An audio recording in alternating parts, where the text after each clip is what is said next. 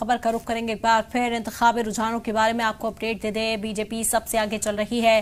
त्रिपुरा नागालैंड के रुझानों में बीजेपी को बढ़त हासिल है। मेघालय में एनपीपी अक्सरियत के करीब है। इसके अलावा आपको बता दें कि त्रिपुरा में लेफ्ट की अच्छी वापसी हुई है। मेघालय में बीजेपी को 5 सीटों पर बढ़त है। मेघालय में ममता बनर्जी को भी काफी फायदा है।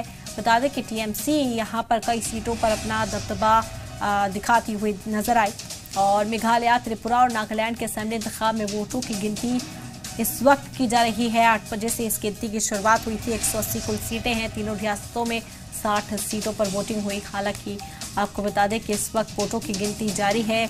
अब जीत किसकी होगी ये तो आने वाले वक्त में ही पता चलेगा, लेकिन रुझान के हवाले से ये बड़ी खबर आप तक पहुंचा रहे हैं कि बीजेपी बढ़त बनाती हुई, सबकत हासिल करती हुई दिखाई दे रही है। बता दें कि इंतखाबी रुझानों में बीजेपी सबसे आगे है।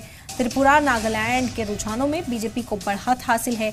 मेघालय में एनपीपी अक्सरियत के करीब है। त्रिपुरा में लेफ्ट की भी अच्छी वापसी इस बार देखी जा सकती है। इसके अलावा मेघालय में बीजेपी को 5 सीटों पर बढ़त हासिल है। मेघालय में ममता बनर्जी की टीएमसी भी काफी अच्छा मुजाहरा करती हुई दिखाई दे रही है।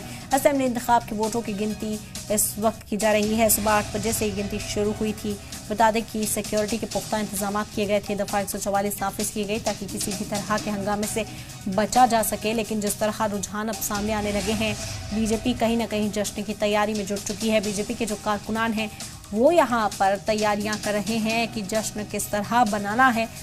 आपको बता दें कि बेहद अहम इस इंतखाब को माना जा रहा था। 2024 के लिहाज से भी बीजेपी जो अपनी पकड़ है उसे मजबूत बनाने की कोशिश मुख्तलिफ रियासतों में करती हुई दिखाई दी। वज़ीर आज़म नरेंद्र मोदी पहुंचे, वज़ीर दाखिला अमित शाह पहुंचे, कौमी सदर जेपी नड्डा वहीं पर बने रहे।